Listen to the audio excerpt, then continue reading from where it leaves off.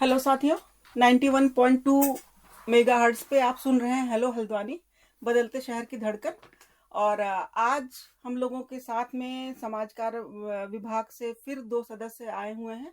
मैं डॉक्टर नीरजा सिंह समाज कार्य विभाग में हूं और मेरे साथ हैं डॉक्टर कुशा सिंह और इसके साथ ही हैं डॉक्टर अपराजिता उपाध्याय।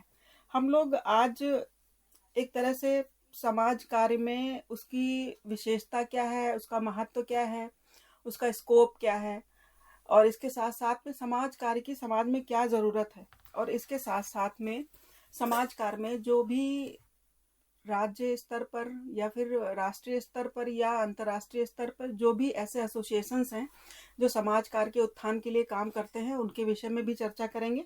और इसी चर्चा को आगे बढ़ाते हुए मैं कुशा जी आपसे पूछना चाहूंगी कि जी। समाज कार्य की क्या इम्पोर्टेंस है। जैसे कि हमारे श्रोतागण भी जानते होंगे, हमारा जो समाज है, जो हमारा भारत देश है, आधुनिक युग है और आधुनिक युग में जो हमारा समाज है, उसका स्वरूप बदल रहा है।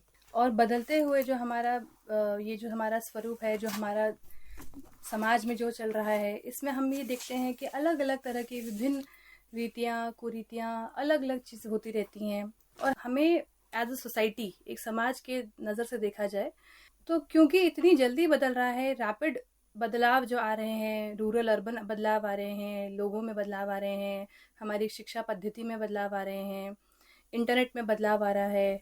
तो ये सब बदलाव को देखते हुए हम ये देखते हैं कि हमारा समाज बहुत स्पीड से, बहुत रफ्तार से बदल रहा है। समाज का स्वरूप बहुत रफ्तार से बदल रहा है। और यहीं इसी बदलते हुए समाज में कई सारी हमें दिखती हैं कि कठिनाइयाँ आती हैं लोगों को। जैसे उत्तराखंड के परिप्रेक्ष्य में देखा जाए तो पर्यावरण जो हमारा बदल रहा है, पर्यावरण का जो दिक्कत है, ग्लोबल वार्मिंग जिसको वैश्विक तपन जो हम बोलते हैं, ग्लोबल वार्मिंग की जो दिक्कत है, उससे हमारी खेती की काफ़ी मतलब समस्याएं आती हैं। खेती की समस्याएं आती हैं तो खेती से हम रोज़गार जोड़ते हैं, स्वरोजगार जोड़ते हैं, लोगों की लाइवलीहुड में दिक्कत आ रही है, आजीविकाओं में दिक्कत आ रही है। और क्योंकि हमारा समाज इतना बदल रहा है, हम उत्तराखंड के नज़र से देखा जाए तो उत्तराखंड में हमारे यहाँ रूरल अर्बन माइग्रेशन, यानी कि गांव बिल्कुल। से शहर की जो माइग्रेशन हो रही है, वो बहुत रफ्तार से हो रही है। और वो बहुत बड़ा एक फैक्टर है हमारे समाज की प्रॉब्लम्स को समझने का। तो ये सब जो अलग अलग हमारी परेशानियां हैं, आजीविका की परेशानी है, रूरल अर्बन माइग्रेशन की परेशानी है, हमारे यहाँ भूतिया गांव जिसको घोस्ट विलेज बोलते हैं, बहुत बड़ी परेशानी आज के डेट में है हमारे गांव में। तो रूरल अर्बन परेशानी, ये सब परेशानियों से हमें क्या होता है कि समाज में तरह तरह की दिक्कतें आती हैं। और इसमें सोशल वर्क का, समाज कार्य का क्या होता है, सकारात्मक और सक्रिय हस्तक्षेप। मैं बोल रही हूँ कि सकारात्मक क्यों, क्योंकि हम एक पॉजिटिव चेंज लाना चाहते हैं सोसाइटी में। जो भी सोसाइटी की प्रॉब्लम्स हो रही हैं उनमें एक सकारात्मक बदलाव हो और एक सक्रिय बदलाव हो। तो सकारात्मक और सक्रिय हस्तक्षेप के माध्यम से लोगों को प्रोत्साहित करना ही सोशल वर्क की आज की डेट में सबसे ज़्यादा ज़रूरत है, इम्पोर्टेंस है। और समाज कार्य में क्या होता है मैम, जैसे मानव विकास, आर्थिक मदद, सांस्कृतिक मूल्यों को बढ़ावा देना। तो हम जब भी समाज कार्य की इम्पोर्टेंस की बात देखेंगे, हम अपने समाज में जो बदलाव हैं उनको देख सकते हैं। और हमारे समाज में जो ज़रूरत है, आज की डेट में बहुत ज़रूरत है समाज में एक सक्रिय और सकारात्मक हस्तक्षेप की। अब देखिए, जैसे पलायन हो रहा है तो पलायन के संदर्भ में अगर हम समाज कार्य को देखते हैं कि एक जी। सामाजिक कार्यकर्ता पलायन को किस तरह से रोक सकता है, तो कई बार मन में बहुत सारे प्रश्न आते हैं और ऐसा लगता है कि शायद एक सामाजिक कार्यकर्ता को प्राथमिक रूप से जिन आवश्यकताओं की जरूरत है, जिनके आधार पर वो पलायन में कुछ रोक लगा सकता है, उसमें जैसे सरकारी, अर्ध सरकारी या गैर सरकारी ऐसे संस्थान हैं जो इन बच्चों को जो पलायन हो रहे हैं उनको आजीविका संवर्धन से जोड़ करके बिल्कुल। या फिर जो है लघु कुटीर उद्योगों से जोड़ करके लोकल बिल्कुल। लेवल पे ऐसा छोटे छोटे एंटरप्रेन्योरशिप के थ्रू ऐसा प्रोग्राम ऑर्गेनाइज किया जा सकता है ताकि हमारे पहाड़ भूत गांव ना हो, हाँ वहां जी। से पलायन ना हो और इसके साथ साथ में लोग अपना स्वरोजगार करके हमारे पहाड़ की हरियाली को, वहां की संस्कृति को जीवित रख सकें और आगे ऐसे ही सुंदर सा पहाड़ हमारा बना रहे। इसी बिल्कुल। तरफ से कई बार ऐसी बातें आती हैं कि समाज कार्य की कई बार ऐसे प्रश्न भी उठते हैं कि वास्तव में कई बार लोग ऐसा बोलते हैं कि समाज कार्य क्यों कर रहे हैं, वो तो कोई भी कर सकता है, इसमें हम्म। प्रोफेशनल ट्रेंड लोगों की क्यों जरूरत है। हम्म। तो इस संदर्भ में आपसे पूछना चाहूंगी कि इसकी आवश्यकता क्या है, क्यों समाज में इसकी जरूरत है। तो जैसे समाज कार्य जो है मैम, जैसे हमारे कुछ मूल्य होते हैं, कुछ सैद्धांतिक मूल्य होते हैं। अब समाज में काम तो सभी कर सकते हैं, वो अच्छी बात भी है। हम सबको, हमारा समाज है, हमें अपने समाज के प्रति काम करना चाहिए। पर समाज कार्य जो है, समाज कार्य एज अ प्रोफेशन जो आप बोल रहे हो, उसकी बहुत ज़रूरत है। क्योंकि जब आप समाज कार्य को एक प्रोफेशन के रूप से करेंगे तो आपके साथ सैद्धांतिक मूल्य उसके साथ जुड़े रहते हैं, बिल्कुल सही। आपकी प्रैक्टिसेस जुड़ी रहती हैं। और क्योंकि इतने पहले से हमारे सोशल वर्क की जो थ्योरीज हैं, उसको हम जब इम्प्लीमेंट करते हैं। ज़मीनी स्तर पे जब बिल्कुल। उसको इम्प्लीमेंट करते हैं तो उसका सही हमें रिजल्ट देखने को मिलता है। एक्सपेरिमेंट करते करते भी कई लोग अपने अचीव करते हैं, अपनी समाज के लिए अच्छे काम करते हैं। पर अगर सामाजिक कार्य से जाए तो उसका ज़्यादा प्रोफेशनल महत्व है। हाँ, नहीं, और कई बार ऐसा भी होता है कि लोग कह देते हैं कि सामाजिक कार्यकर्ता है, इसको पढ़ने की क्या ज़रूरत है, इसको प्रोफेशनल होने की क्या ज़रूरत है। या फिर इसके साथ साथ में कई बार ऐसा होता है कि लोग कह देते हैं कि ऐसा क्या है कि ये समाज में, परिवार में या समूह में, समुदाय में बदलाव ला सकते हैं।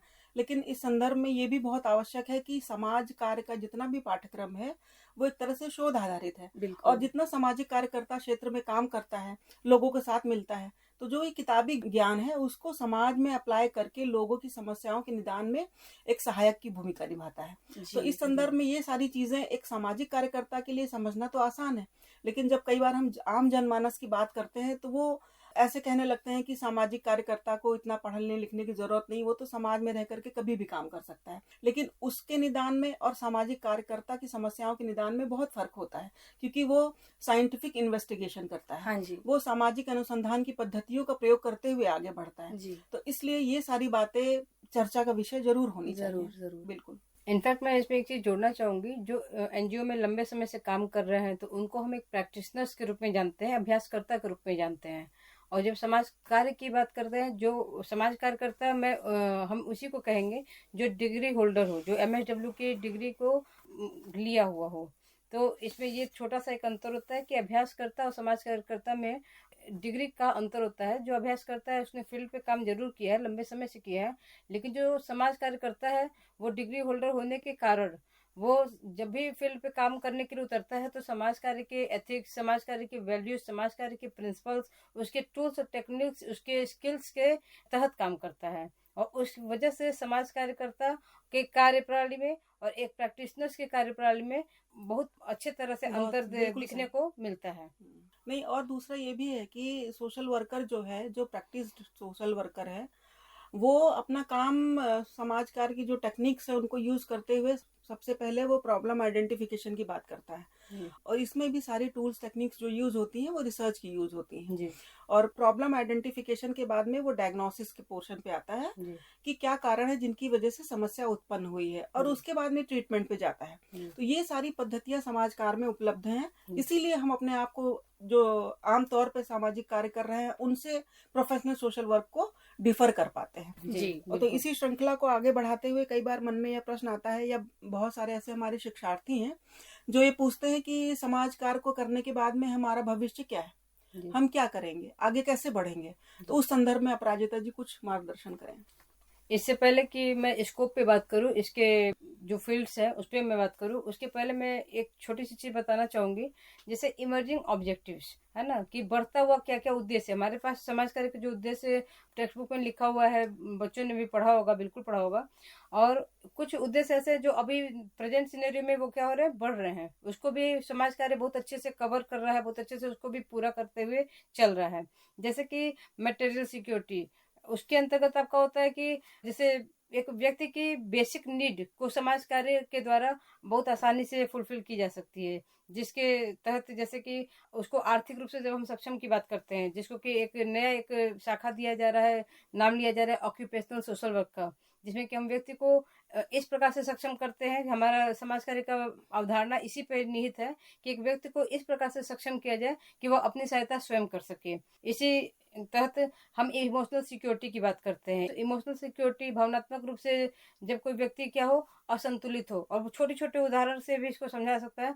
अगर कोई व्यक्ति ऐसा है जिसको बहुत ज्यादा क्रोध आता है, उसको अपने क्रोध पे कोई नियंत्रण नहीं है, एक्सट्रीम लेवल के पार कर जाता है, तो वहां पे क्या होता है कि वो भी कहीं ना कहीं एक डिसऑर्डर का शिकार है। अगर आप अपने संवेग पे, अपनी भावनाओं पे नियंत्रण नहीं रख पाते हैं तो धीरे धीरे आप एक डिसऑर्डर के शिकार हो जाते हैं, और आपको समझ में भी नहीं आता है, और अब आप एक मानसिक रोगी के रूप में पहचाने जाते हैं।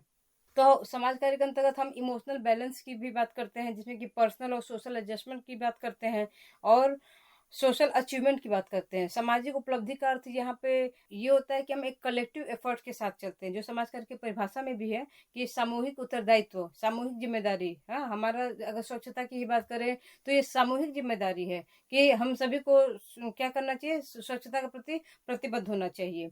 नेक्स्ट है स्पिरिचुअल पावर। स्पिरिचुअल पावर का मतलब यहाँ पे ये होता है कि जो फिलोसफिकल अप्रोच है, जो हमारा समाज कार्य का दर्शन है, मानवतावादी दृष्टिकोण और प्रजातांत्रिक दृष्टिकोण, है ना, सामाजिक न्याय, बंधुत्व, इसकी भावनाएं हमारे अंदर निहित होनी चाहिए। जैसे आप जब फील्ड पे उतर रहे हैं कोई काम करने के लिए, ये कैसे पूरा होगा मैं ये बता रही हूँ। जब आप फील्ड पे उतरते हैं सेवार्थी के साथ काम करने के लिए, तो आपके अंदर किसी प्रकार का पक्षपात पूर्ण व्यवहार नहीं होना चाहिए। आज अब हम बात करते हैं स्कोप पर, जो फील्ड पर। तो एरिया स्कोप, एरिया वो होता है कि हमारा एरिया तो क्लियर हो गया कि हाँ, हमारा child welfare, youth welfare, women welfare, है ना, महिला कल्याण, एजेड वेलफेयर, फैमिली वेलफेयर, श्रम कल्याण, है ना, लेबर वेलफेयर, रूरल के बिहाफ में, medical and secretary social work के बिहाफ में, और वीकर सेक्शन के वेलफेयर के बिहाफ में हम बात करते हैं। स्कूल रिलेटेड, जिसमें कि स्कूल सोशल वर्कर की भूमिका होती है। उसके बाद इन्वायरमेंट जो कि ग्रीन सोशल वर्क में इस समय बहुत वो है कि हम क्लाइमेट को किस तरह से, हम वैश्विक तापमान को किस तरह से कम करें, और करेक्शनल सेटिंग में, और डिसेबल्ड एरिया है, और एजुकेशन, इस तरह के बहुत सारे एरिया है जिसमें कि समाज कार्य अपना बहुत अच्छा भूमिका निर्वहन कर रहा है। हर एक एरिया में अनेक स्कोप निकले हुए हैं। जैसे चाइल्ड वेलफेयर तो की जब हम बात कर रहे हैं, या विमेन वेलफेयर की जब बात कर रहे हैं, तो महिला किसी एक महिला की बात नहीं कर रहे हैं, महिलाओं के भी बहुत एक तरह से प्रकार हो जाते हैं। हम निराश्रित महिला पर भी काम कर रहे हैं, कामकाजी महिलाएं जो है उनके साथ भी जो भावनात्मक या उनके वर्क प्लेस पे कोई ऐसी चीजें हैं निगेटिव जो रन कर रही है, तो उन कामकाजी महिलाओं के अलग परेशानी है। अगर घरेलू महिला है तो उसकी अलग परेशानी है। तो हम हर डायमेंशन को क्या करते हैं, समाज कार्य के माध्यम से कवर करके और हर समस्या को समाधान करने के लिए तत्पर रहते हैं। बिल्कुल सही कहा आपने। और दूसरा ये है कि समाज कार्य में कई बार बच्चे भी प्रश्न करते हैं, हमारे शिक्षार्थी, कि मैडम एमएसडब्ल्यू करने के बाद में हम कहाँ जाएंगे, हमें कहाँ नौकरी मिलेगी। तो आप लोगों की नॉलेज के लिए बता दूं कि समाज कार्य ऐसा क्षेत्र है जहाँ पे जॉब अपॉर्चुनिटीज की बिल्कुल कमी नहीं है, बहुत सारी। लेकिन सब कुछ इस बात पे निर्भर करता है कि आपने अपने 2 साल के पाठ्यक्रम में क्या सीखा है, कितना सीखा है। जो आपका किताबी ज्ञान है उसको आपने समाज में, क्योंकि वो हमारे सोशल वर्क का कैनवास है, वो सोसाइटी जहाँ पे लोग रहते हैं, तो वहां पे कितना रूपांतरित किया है आपने चीजों को इम्प्लीमेंट करने के लिए, लोगों की समस्याओं को समाधान करने के लिए आपने समाज कार्य की कौन सी टेक्निक्स का प्रयोग किया है, और आप कितने निपुण हुए हैं, या इस बात पे निर्भर करता है। और इसके साथ साथ ही समाज कार्य का जो क्षेत्र है उसमें, चाहे आप राज्य के मेडिकल कॉलेज को ले लीजिए, चाहे आप फैक्ट्रीज को ले लीजिए, चाहे आप एमएनसीज को ले लीजिए, सीएसआर का फील्ड ले लीजिए, है ना, वेलफेयर डिपार्टमेंट ले लीजिए, इसी तरह से एचआर का फील्ड ले लीजिए। और इसके साथ साथ में जो स्तर है राज्य स्तर पर और राष्ट्रीय स्तर पर है, स्टेट सोशल वेलफेयर बोर्ड है, सेंट्रल सोशल वेलफेयर बोर्ड बना हुआ है, पंचायती राज इंस्टीट्यूशंस हैं। और इसके साथ साथ में अगर आप स्वयंसेवी संस्थाओं के साथ काम करना चाहते हैं तो राष्ट्रीय और राज्य स्तर पर बहुत सारी ऐसी संस्थाएं हैं जो काम करती हैं। जैसे अंतर्राष्ट्रीय स्तर पर बहुत सारी संस्थाएं हैं जो काम करती हैं, तो इनके साथ जुड़ करके आप अपने कार्य को आगे बढ़ा सकते हैं। लेकिन जो समाजकार आपको समझाता है, आपको नैतिक मूल्यों को पढ़ाता है, बताता है, समझाता है, तो मेरा ये मानना है कि समाज कार्य स्नातक स्तर पर या फिर बीएसडब्ल्यू हो, ग्रेजुएशन लेवल पे, उसमें प्रवेश लेने से पहले आदमी को अपने मन का आकलन जरूर करना चाहिए। उसे ये सोचना चाहिए कि क्योंकि ये प्रोफेशनल सोशल वर्क है, ये आपको रोजी रोटी तो दे रहा है, लेकिन आपके साथ एक बहुत बड़ा उत्तरदायित्व भी जोड़ रहा है। वो उत्तरदायित्व ये है, समाज के साथ मिलकर काम करना, लोगों के सर्वांगीण विकास की संकल्पना को साकार करना। तो सबसे पहले अपने मन से प्रश्न पूछे कि क्या आप सच में समाज को कुछ देने के लिए तैयार हैं? क्या आप निर्भीक रूप से समाज या आम लोगों के लिए लड़ने के लिए तैयार हैं? क्या आप उनके साथ मिल करके उनकी समस्याओं को समाधान करने के लिए तैयार हैं? ये छोटी छोटी सी चीजें हैं जिनको आपको अपने दिमाग में रखने के बाद ही इस पाठ्यक्रम का चुनाव करना चाहिए। मुझे ऐसा महसूस होता है, क्योंकि प्रोफेशनल अपनी जगह पे है, लेकिन जब तक आपकी मन स्थिति उससे जुड़ती नहीं है, आप उसको आत्मसात नहीं करते हो, तब तक कोई भी डिसिप्लिन हो, वो पूर्ण रूप से आप उसमें अपना पूरा जो योगदान है वो नहीं दे सकते हैं। तो मुझे ऐसा महसूस होता है कि सारे लोगों को पहले वो अपना इंटरेस्ट देखें कि क्या वो समाज के साथ जुड़ के काम करना चाहते हैं, इसके बाद ही इस पाठ्यक्रम का या इस विषय का उनको चयन करना चाहिए। इसी संदर्भ में कई बार ऐसे प्रश्न उठते हैं कि जो हमारे उत्तराखंड के अपने बच्चे हैं वो हम लोगों से बात करते हैं और कहते हैं कि मैम ऐसी कोई संस्थान बताइए, कोई एनजीओ बताइए जहाँ पे हम ट्रेनिंग कर सके, इंटर्नशिप कर सके, ताकि हमारा बहुत अच्छा नॉलेज हमें मिल सके और ट्रेनिंग के दौरान हमें ये पता चल सके कि समाज कार्य की कौन सी बारीकियां हैं जिनको हमें समझने का, वहाँ पे उसको रूपांतरित करने का और सोचने का अवसर मिल सके। इसी बात को आगे बढ़ाते हुए मैं कुशा जी आपसे पूछना चाहती हूँ कि स्पेशली उत्तराखंड में ऐसी कौन कौन सी संस्थाएं हैं जिनमें बच्चे जा करके भविष्य में अपनी फील्ड वर्क ट्रेनिंग या प्रोजेक्ट्स में काम कर सकते हैं या इंटर्नशिप कर सकते हैं। तो मैम, जैसे आपने बताया कि उत्तराखंड में समाज कार्य का कितना ज़्यादा स्कोप है और हमारे जो स्टूडेंट्स हैं, हमारे जो लर्नर्स हैं, वो क्या क्या कर सकते हैं। मैं पहले इस बात से शुरुआत करूंगी कि उत्तराखंड में 829 एनजीओज हैं जो रजिस्टर्ड हैं। इसके अलावा स्टेट का जो काम होता है, गवर्नमेंट हॉस्पिटल्स हो गए, कितने सारे स्कूल्स हो गए, वहाँ पे समाज कार्य का योगदान रहता है। तो पहले मैं बोलूँगी कि जैसे हम एनजीओज की अगर हम बात करें हमारे स्टेट में, तो चिया नाम की संस्था है, सेंट्रल हिमालयन एनवायरनमेंट एसोसिएशन, जो कि हमारे आजीविका और हमारे पर्यावरण के साथ काम करती है, इन विषयों पर काम करती है। पर्यावरण और आजीविका में हमारे साथ हेस्को भी जुड़ा हुआ है। हेस्को देहरादून की एक संस्था है, Himalayan environment studies and conservation, जो बहुत बढ़िया काम कर रहे हैं हमारे पंचक्की को लेके, जिसको हम पहाड़ में अभी कई जगह खत्म हो गई है, मगर अभी भी हेस्को उन गाँव में अभी भी उन पंचक्कियों के साथ काम कर रहे हैं। और हम आजीविका की बात करें तो हमारे साथ अवनी है। अवनी पिथौरागढ़ की संस्था है जो बहुत बढ़िया रूरल डेवलपमेंट में काम कर रही हैं, जिन्होंने आज हमारे गांव की पिठा जिसको बोलते हैं, टीका जो बोलते हैं, उन्होंने वापस उजागर किया है। और इंस्टेड ऑफ केमिकल्स के यूज़ के बजाय वो एकदम हर्बल चीज़ें यूज़ कर रहे हैं, नेचुरल चीज़ों को यूज़ करते हुए। तो अवनी का बहुत योगदान है। इसके अलावा अगर हम देखा जाए तो हिमोत्थान है हमारी टाटा ट्रस्ट की। टाटा ट्रस्ट की हिमोत्थान संस्था है जो सेल्फ सस्टेन्ड माउंटेन कम्युनिटीज़, यानी कि जो पहाड़ी जो समाज है वो सेल्फ सस्टेन्ड कैसा रहे, उसको डिपेंडेंसी ना रहे बाकी चीज़ों के ऊपर। तो हिमोत्थान बहुत बढ़िया काम कर रहे हैं पहाड़ी समाज में। फिर हमारे साथ बहुत सारी ऐसी छोटी छोटी एनजीओज भी जुड़ी हुई हैं, जैसे मैड है, MAD, जो देहरादून की है ये संस्था, जो अभी कुछ टाइम पहले ही खुली है। मैड जो बच्चों के साथ, ऑर्फनेजेस के साथ, अनाथालय में बहुत काम कर रही है, बच्चों की प्रोटेक्शन को लेके, चाइल्ड प्रोटेक्शन को लेके मैड का बहुत योगदान रहा है। इसके साथ हम देखते हैं संजीवनी है। संजीवनी एक और संस्था है अल्मोड़ा में, भीमताल में, जहाँ पे महिला सशक्तिकरण होता है। वो क्या करते हैं, वोकेशनल ट्रेनिंग कराते हैं, पढ़ाई कराते हैं। कई लोगों की पढ़ाई अधूरी रुकी होती है, संजीवनी उनको पूरा कराती है। रूम टू रीड हो गया, जो कि वो भी एजुकेशन के ऊपर है।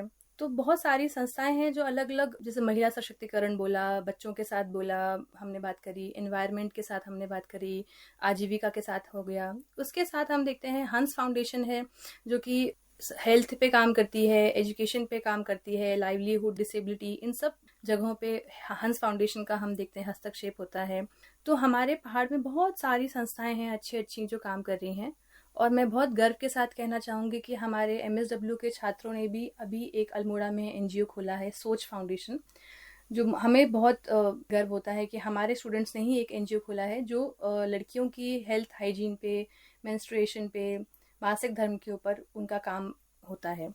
बल्कि इसी में एक चीज़ और जोड़ना चाहूँगी कि जो सोशल वर्क के बच्चे हैं वो कई बार ऐसा होता है कि सारे तो एक जैसे नहीं हो सकते हैं, बिल्कुल, लेकिन उनमें से कुछ होते हैं जिनके अंदर एक ज़ील होती है, उनको लगता है बिल्कुल। कि हमें समाज में आगे बढ़ करके लोगों के लिए काम करना है। तो जैसे कुशा बता रही हैं, तो उसी संदर्भ में इन बच्चों ने किशोरियों के ऊपर बहुत अच्छा काम किया है। हाँ जी। किशोरियों की जो हाइजीन सैनिटेशन की प्रॉब्लम है उससे रिलेटेड बहुत अच्छा काम कर रहे हैं। इसी के साथ साथ में हमारी ही एक शिक्षार्थी रही हैं नमिता गुप्ता, जिनको स्टेट लेवल पे तीलू रतौली अवार्ड भी मिला हुआ है महिला सशक्तिकरण और किशोरी के संदर्भ में। और वो अभी भी जो सरकारी स्कूल है काशीपुर ब्लॉक के जी। उनके साथ मिल करके काम कर रही हैं। इसके साथ साथ में लघु कुटीर उद्योगों को बढ़ावा देने के लिए उनको, उनके परिवार को, जो गरीब परिवार तबके से आते हैं उनके परिवारों को जोड़ रही हैं। और इसके साथ साथ में एक बहुत अच्छा इनिशिएटिव इन लोगों ने ये लिया है कि 5 बच्चियों को इन्होंने अडॉप्ट किया है और अडॉप्ट करने के बाद में उनकी हायर एजुकेशन का संकल्प लिया है। बहुत छोटी सी बढ़िया। संस्थान है।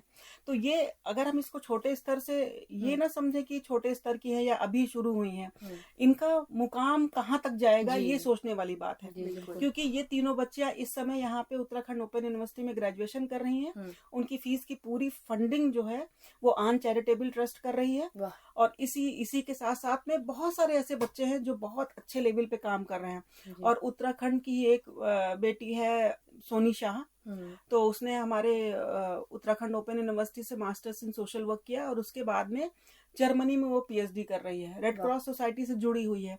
तो आप में से जितने बच्चे हैं, जितने शिक्षार्थी हैं, उन्हीं में से कुछ ऐसे हैं जिन्होंने अभी से नाम कमाना शुरू कर दिया है, जी बिल्कुल। मतलब अपना बढ़िया। पदार्पण कर दिया है इस क्षेत्र में। जी। तो ये एक तरह से आपकी हिम्मत है, आपकी कर्मठता है कि आप किस तरह से समाज को देखते हैं और उनके उत्थान के लिए काम करते हैं, है ना। बिल्कुल जी। और बहुत सारे ऐसे भी बच्चे हैं जो आज सिडकुल में हैं, हाँ जी। जो अच्छी अच्छी एनजीओज में काम कर रहे हैं। बहुत सारे ऐसे बच्चे जिन्होंने नेट क्वालिफाई किया है, 2-3 ऐसे बच्चे जिन्होंने पीसीएस क्वालिफाई किया हुआ है। हाँ। तो ये हमारे लिए एक बहुत बड़ा लैंडमार्क है कि हम अपने बच्चों को शायद सही दिशा दे रहे हैं। और इसके साथ साथ में ये भी समझने का यहाँ प्रयास करना चाहिए कि बच्चों की तरफ से भी हमें टाइम टू टाइम फीडबैक मिलता रहता है, जी। ताकि हम अपने जो पाठ्यक्रम है समाज कार्य का या जो उत्तराखंड की ग्राउंड रियलिटीज हैं, क्योंकि उत्तराखंड पहाड़ी स्टेट है, पहाड़ के संदर्भ में जो हमारी बेसिक नीड्स हैं, जो हमारी प्राथमिक आवश्यकताएं हैं, उनको आइडेंटिफाई करके हम इसके पाठ्यक्रम में और इसको इनरिच करें, इसमें उत्तरोत्तर वृद्धि करें, ताकि हमारे जितने भी समाज कार्य के पाठ्यक्रम को पढ़ने वाले शिक्षार्थी हैं उनको अच्छी सुख सुविधाओं के साथ में अच्छा लर्निंग मटेरियल मिल सके। इसी के साथ साथ में कई बार ऐसा होता है कि सामाजिक संस्थाएं जो होती हैं वो किन मुद्दों पे काम कर रही हैं और किस तरह से काम कर रही हैं, ये समाज कार्य करके शिक्षार्थियों को समझना बहुत जरूरी है। और इसके साथ साथ में उनको एक चीज और ध्यान में रखनी चाहिए कि उनका बेसिक इंटरेस्ट क्या है, वो किस क्षेत्र में काम करना चाहते हैं। वो वृद्धों कल्याण के लिए काम करना चाहते हैं, वो बच्चों के साथ काम करना चाहते हैं, वो महिला सशक्तिकरण पे काम करना चाहते हैं, वो आमतौर पे कम्युनिटी डेवलपमेंट के लिए काम करना चाहते हैं, रूरल डेवलपमेंट में काम करना चाहते हैं। तो इन सब चीज़ों को ध्यान रख कर के अपने जो पाठ्यक्रम है उसमें स्पेशलाइजेशन का चुनाव उन लोगों को करना चाहिए। धन्यवाद कुशा, अब आप आगे बढ़ाएं इसको। हाँ जी, तो जैसे मैम हमने अभी बात करी उत्तराखंड के एनजीओज के बारे में, अब मैं थोड़ा बात करना चाहूँगी कि हमारे उत्तराखंड में ही कई सारे नेशनल लेवल के एनजीओज भी काम कर रहे हैं। तो अभी जो हमने डिस्कस किया वो सिर्फ पहाड़ी एनजीओज के बारे में बात किया, ये जो ऐसे एनजीओ जो यहीं से जिनका उद्भव हुआ है। मगर जैसे हम जानते हैं हेल्पेज इंडिया एक नेशनल लेवल ऑर्गेनाइजेशन है जो वृद्धों के ऊपर काम, वहाँ पे उनका काम है। तो वो हेल्पेज इंडिया का बहुत बड़ा सेंटर है उत्तराखंड में। सेवा फाउंडेशन है, सेवा फाउंडेशन का बहुत बड़ा सेंटर है उत्तराखंड में, हम देखते हैं सेवा फाउंडेशन का बहुत काम होता है। प्रज्ञा फाउंडेशन है, BAIF है जो लाइफ स्टॉक के ऊपर काम करते हैं, BAIF देहरादून में बहुत बड़ा उनका सेंटर है। फिर इसके अलावा हम ये देखते हैं कि उत्तराखंड में जो USRLM है, यानी कि Uttarakhand state rural livelihood mission, तो ये लाइवलीहुड मिशन का भी हम देखते हैं यहाँ पे बहुत ज़्यादा सोशल वर्कर स्टूडेंट्स को वो अपने यहाँ नियुक्त करते हैं। और यहाँ बहुत ज़्यादा हम देखते हैं SRLM बहुत बड़ा लेवल पे काम कर रहा है लाइवलीहुड मिशन पे। इसके अलावा हम ये भी जान सकते हैं कि इंटरनेशनल ऑर्गेनाइजेशन जो है, जैसे हमारी UNDP है, UN वुमेन है, ये भी यूनिसेफ है, यहाँ पर भी हम देखते हैं कि उत्तराखंड में बहुत ज़्यादा इनका भी योगदान है। इसके अलावा UGVS है, उत्तराखंड ग्रामीण विकास संगठन, और बहुत सारी ऐसी अन्य national level international level NGOs हैं जो हमारे उत्तराखंड में काम कर रही हैं और जहाँ पे वो चाहते हैं कि हमारे यहाँ MSW के स्टूडेंट्स यहाँ पर आएँ और यहाँ पे काम करें। तो यहाँ पे मैं एक चीज़ और जोड़ना चाहूँगी, जब स्कोप की बात हो रही है तो बहुत सारे क्षेत्रों में स्कोप है, और स्कोप इस पे भी डिपेंड करता है कि स्टूडेंट का पर्सनल कैलिबर क्या है, उसकी अपनी योग्यता जो क्षमता है। आप किसी चीज़ को सीखते हैं, आप उसको कितने अच्छे से टेक ऑफ करते हैं उस चीज़ को लेकर, ये बहुत बड़ी बात होती है। और चूंकि उत्तराखंड के संदर्भ में बात हो रही है तो मैं आपको एक चीज़ मेंशन भी करना चाहूँगी। उत्तराखंड के जो चीफ मिनिस्टर हैं श्री पुष्कर धामी जी, आपने भी लखनऊ यूनिवर्सिटी से MSW किया, तो ये भी एक स्कोप पे हम समझ सकते हैं कि हम जब धरातल से उठते हैं तो हम कितने ऊंचे तक जाते हैं, और उड़ान की कोई सीमा नहीं होती है, एक इस लाइन में आप ये भी समझ सकते हैं।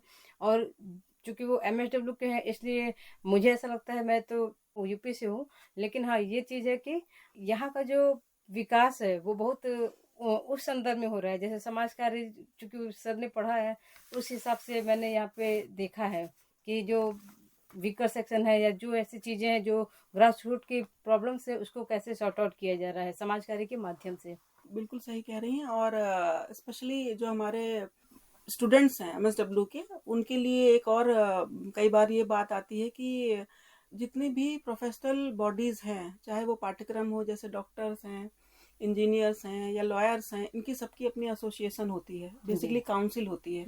वो काउंसिल उनको एक तरह से गवर्न करती है। तो हमारा ये दुर्भाग्य है कि उत्तराखंड की बात नहीं है, हमारे देश में अभी तक दुर्भाग्यवश कोई भी काउंसिल नहीं बनी हुई है। तो हम सारे लोग तो प्रयास कर ही रहे हैं, लेकिन ऑल ओवर उत्तराखंड से जितने भी सोशल वर्क के लिसनर्स हैं या फिर जितने भी स्टूडेंट्स हैं, उनसे एक और गुजारिश है कि वो काउंसिल को बनाने में हमारी मदद करें, ताकि हमारी एक काउंसिल बन जाए। क्योंकि आप सभी जानते हो कि अभी स्टेट लेवल पे हो या यूपीएससी की बात करें तो उसमें से सोशल वर्क को हटा दिया गया है, वो उसको प्रोफेशनल सोशल वर्क नहीं मानते हैं। तो उसका ये कारण नहीं है कि हम अच्छा काम नहीं कर रहे हैं या हम कंट्रीब्यूट नहीं कर रहे हैं सोसाइटी में। उसका बड़ा कारण जो है वो ये है कि हमारी कोई काउंसिल नहीं है, हमारी कोई गवर्निंग बॉडी नहीं है। तो इसको ध्यान में रखते हुए एक राष्ट्रीय संगठन है जिसको नाप्सुई कहते हैं हम, national association of professional social worker, जो दिल्ली यूनिवर्सिटी से गवर्न होता है। ये इन्होंने इस दिशा में बहुत अच्छा काम किया है और स्टेट लेवल पे और इवन जो पूरा देश है हमारा, उसको 4 जोन में बांटा हुआ है, और जो ईस्ट वेस्ट नॉर्थ साउथ। तो इसमें उत्तराखंड से हम लोगों ने भी अपने बच्चों को इस तरफ से आगे मोटिवेट किया है कि वो सरकार को इस तरफ इसका ध्यान आकृष्ट करें और उनको ये बताएं कि हमको भी काउंसिल की ज़रूरत है, ताकि हमको अपनी डिग्निटी और वर्थ के साथ समाज में कंट्रीब्यूट करने का मौका मिले। और कई बार ऐसे हमारे विद्यार्थी होते हैं जो पूछते हैं कि मैडम ऐसी कौन कौन सी एसोसिएशंस हैं जिनसे जुड़ करके हम ऑल ओवर इंडिया या ऑल ओवर ग्लोब क्या चल रहा है समाज कार्य में, इससे अवगत हो सके।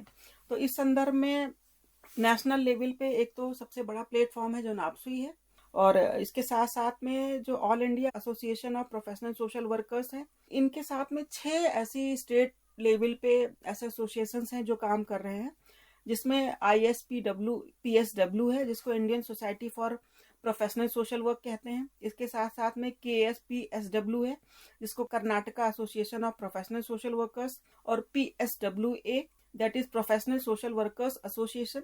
इसके साथ में BATSW, Bombay association of trained social workers, और नाप्सुई के बारे में हम लोगों ने पढ़ ही रखा है। और इसके साथ साथ में new Delhi and Kerala association of professional social workers है।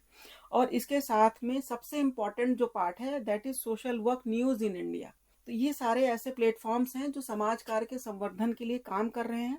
और अगर हम अंतर्राष्ट्रीय स्तर की बात करते हैं तो IFSW है, international federation of social work. और सारे जो हमारे शिक्षार्थी हैं वो लोग अगर इसमें लॉगिन करेंगे, उसमें आपको एक लॉगिन पासवर्ड जनरेट करना होता है। उसके बाद में ऑल ओवर ग्लोब जो भी चल रहा है समाज कार्य के क्षेत्र में, उसकी इंफॉर्मेशन आपको मिलती रहती है। इससे फायदा आपको ये होता है कि आप अपनी स्किल्स को इन्हेंस कर सकते हो, आप समझ सकते हो कि पूरी दुनिया में समाज कार्य के क्षेत्र में क्या हो रहा है और हम कैसे अपने समाज में उन चीज़ों को सीख करके समाज को और आगे बढ़ा सकते हैं। इसके साथ साथ में IASSW है, जिसको हम international association of school of social work कहते हैं, और ICSW है, जिसे international conference of social welfare कहते हैं, और इसके साथ साथ में IASSW है। तो इनका मुख्य रूप से क्या काम है, ये जो सोशल डेवलपमेंट है उसको प्रमोट करते हैं। कैसे प्रमोट करते हैं, जो शिक्षार्थी हैं हमारे वो अपना ज्ञान वर्धन के पश्चात में क्षेत्र में जाते हैं और अपना काम करते हैं, तो जो सोशल स्टैंडर्ड्स हैं उनको इन्हांस करने की कोशिश करते हैं, लोगों को अच्छा जीवन यापन वो कर सके, उनका सर्वांगीण विकास हो सके, उनके जीवन यापन में किसी तरह की कोई दुविधा ना हो और सभी को समान रूप से अवसर मिले।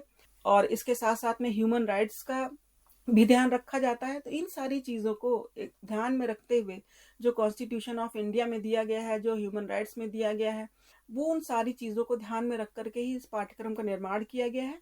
और आगे चल करके भी जिस तरह से भी जो अच्छे प्रयास हो सकते हैं ताकि हम ऐसा एक प्लेटफॉर्म बना सके, ताकि हमारा अपना एक काउंसिल हो और हम सारे लोग मिल करके अपने देश के, अपने राष्ट्र के, अपने समाज के और अपने राज्य के विकास में एक सहभागी की भूमिका निभा सके, मेरी यही आशा है। इस संदर्भ में आप उषा जी कुछ कहना चाहेंगी? तो मैं ये कहना चाहूँगी कि हमने डिस्कशन किया, हमारी जब बात हुई, तो वर्तमान में समाज सेवा का बहुत उद्देश्य है, बहुत ज़रूरत है, बहुत इम्पोर्टेंस है। हमें व्यक्ति, समूह, सदस्य, समुदाय, सब जगह हम देखते हैं कि हम कैसे अपने समाज कार्य के, प्रोफेशनल सोशल वर्क के हस्तक्षेप से हम समाज का उद्धार कर सकते हैं, व्यक्ति का उद्धार कर सकते हैं और समूह का उद्धार कर सकते हैं। बिल्कुल सही। अपराजिता जी? इसके संदर्भ में मैं बस इतना कहना चाहूंगी कि कभी कभी ऐसा होता है, कुछ क्राइसिस ऐसे आती है, संकटकालीन परिस्थितियां ऐसी आती हैं जब एक क्षण में व्यक्ति क्या होता है, अपना घर परिवार सब चीज से बेघर हो जाता है। जैसे कुछ एग्जांपल जोशीमठ का दिया जा सकता है, कुछ एग्जांपल जो ट्रेन दुर्घटना हुआ था, 3 ट्रेनें आपस में टकराई थी और उसमें जो व्यक्ति है वो व्यक्तिक रूप से, सामाजिक रूप से और कहीं ना कहीं आर्थिक और मानसिक रूप से वो जिस अवसाद में चला गया, कई सारे आयाम से कोई अगर बाहर निकाल सकता है तो मुझे लगता है वो समाज कार्य ही बाहर निकाल सकता है, जो आर्थिक रूप से सक्षम करता है और उसको पुनः उसके समाज के मुख्य धारा में जोड़ता है। कभी कभी ऐसा होता है कि कोई डिजास्टर हुआ और किसी व्यक्ति ने अपने हाथ पैर, कोई अंग क्षत हो गया, तो वो उस चीज से बहुत जल्दी बाहर नहीं आ सकता है, क्योंकि एक हाथ की आदत है, एक पैर की आदत है, अचानक आपके दोनों पैर नहीं है। आप इस तरह से जब जीवन एक नए आयाम से शुरू करते हैं तो बहुत मुश्किल और कठिनाइयों का सामना करना पड़ता है। तो इस कठिनाई और क्राइसिस में अगर कोई इंटरवेंशन कर सकता है, संकटकालीन परिस्थितियों में अगर कोई हस्तक्षेप कर सकता है, तो मुझे लगता है समाज कार्य का विद्यार्थी, समाज कार्यकर्ता यही हस्तक्षेप करके उस व्यक्ति को उसके पुराने जो कठिनाई भरी परिस्थितियां हैं उससे बाहर निकालता है, उस अवसाद से बाहर निकालता है। आपका बहुत बहुत धन्यवाद अपराजिता जी और कुशा जी। और आज हम इस बात को यहीं पे समाप्त करते हैं और हमारे लिसनर्स के लिए फिर हम जल्दी से किसी नए विषय पे मिलेंगे। आप सबका बहुत बहुत धन्यवाद।